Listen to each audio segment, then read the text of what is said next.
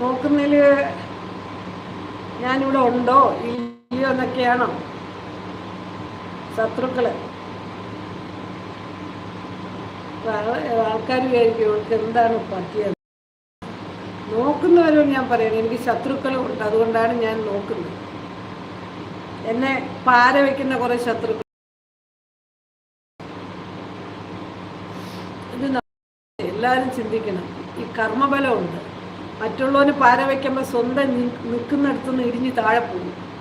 അതാണ് വളരെ മനസ്സിലാക്കേണ്ട കാര്യങ്ങളാണ്. മനസ്സിലായോ? മറ്റുള്ളവനെ പാര വയ്ക്കാൻ പോയാൽ സ്വന്തമായിട്ട്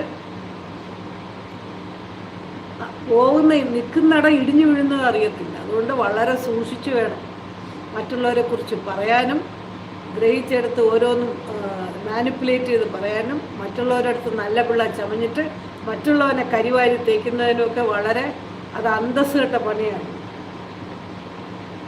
അപ്പോൾ ഞാൻ ഈ നോക്കുന്ന ആരോ